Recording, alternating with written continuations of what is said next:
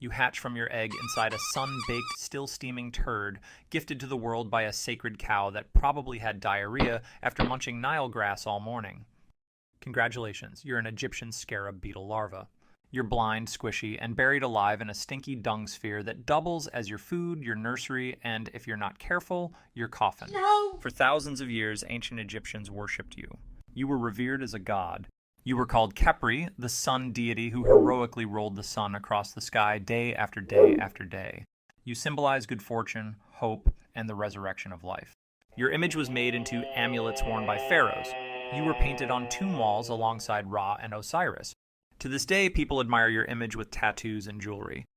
But let's get real, your life really stinks. Your life begins in darkness, a warm, sticky, moist darkness.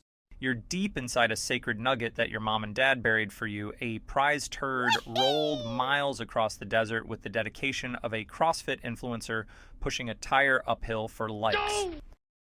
Right now, you're not a scarab. You are just a grub, a very hungry grub. Your body is pale and C-shaped, soft like a marshmallow left in the sun. You are vulnerable. If a mongoose or desert fox finds your poop ball, it's game over. You're a chewy protein center in a snack-sized dung wrapper. Your only hope for survival is that mom and dad weren't lazy and buried you deep enough in the desert sand. You've got no eyes, no legs worth bragging about, and just one job: eat. You suck nutrients from the dung like it's a 5-star buffet. It's not all bad. If you ignore the fact you're literally marinating in poop juice. Poop juice? Think of it like a kombucha cleanse, but instead of fixing your gut bacteria, you are the bacteria. Huh? Over the course of several weeks, you grow and molt several times until one day you stop eating poop and you enter into a pupal stage. This is the insect equivalent of puberty, except way more intense, because your entire body is about to dissolve into a gooey soup of cells that will reorganize into your adult scarab form, like a creature from a Ridley Scott horror movie. 3 weeks later, you're done. You break free from your pupal case and are no longer a grub. You're a full-grown Egyptian scarab beetle, scientific name Scarabeus sacer, about an inch long with a shiny black exoskeleton. You've got 6 strong legs, jaws sharp enough to crack through dung crust, and a set of scythe-like antennae that can sniff out cow pies from meters away. The desert heat slaps your shell like Gordon Ramsay slapping raw chicken. But you don't have time to enjoy the sun, you're on the clock. You pick up the scent like a connoisseur of fine cheese and charge off toward the awaiting prize. On your journey, you encounter a lizard sunning itself on a nearby rock. It sees you and flicks its tongue. You freeze. Every instinct is screaming danger. The lizard scurries toward you, but somehow your 6 legs know exactly what to do before your brain does. You scuttle sideways, and then, you unfold wings you didn't even know you had and take flight for the first time. You're only airborne for about 3 glorious seconds before a gust of wind knocks you back to the sand. Your flight skills suck. You're basically the insect equivalent of a penguin. Technically, you have wings, but flying is not your strong suit.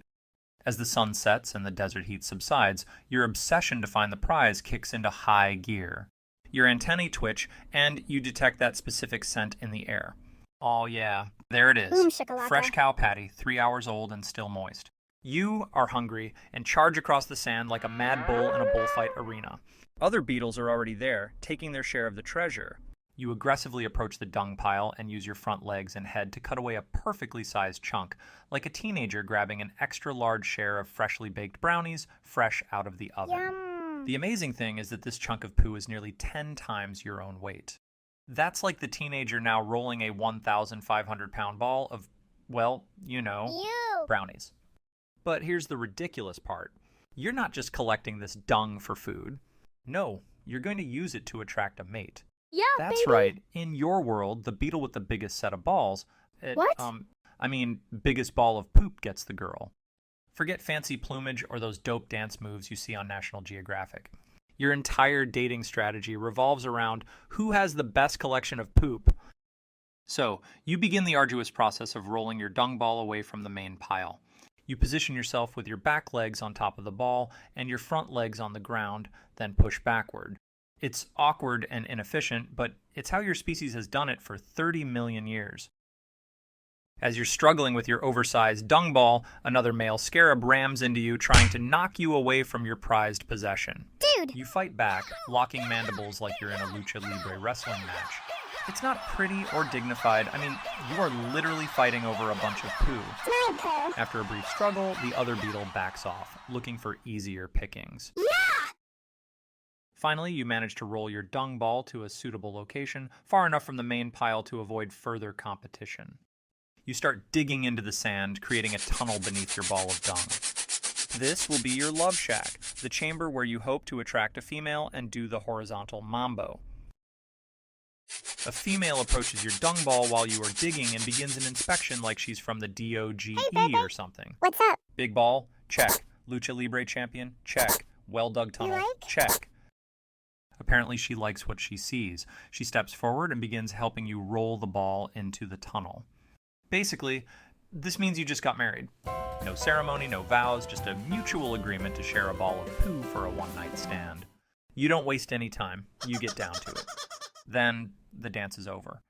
Now you and your female partner finish preparing the brood ball. She lays a single egg inside the ball, and your parental duties are now complete. You'll never meet your offspring. You both go your separate ways. Your OCD kicks in again and you begin searching for the next pile of poop. It's a repeating cycle. Find poo, roll poo, bury poo, mate. Find poo, roll poo, bury poo, mate. It's not glamorous, but it's honest work. And unbeknownst to you, it's incredibly important. All around the world, dung beetles like you help aerate and fertilize soil, spread seeds, and reduce pest populations by eliminating habitat for flies. You're basically an ecological engineer, recycling nutrients and improving soil structure across the Egyptian landscape. While on the hunt for fresh poo, a shadow passes over you. Huh? You scurry sideways looking for shelter. In the distance, you see another scarab scurrying across the sand. Look out! Then, in the blink of an eye, an ibis impales him with its long, curved beak. He flips him into the air, then swallows him whole.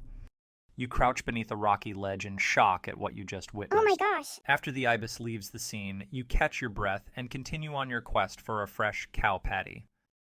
You are the sacred scarab Khepri, the god of rebirth who once symbolized the rising sun. And Thoth, the ibis, revered as the earthly form of the god of wisdom, writing, and judgment. Egyptians carved images of both of you into temples and royal tombs. You and Thoth are divine siblings.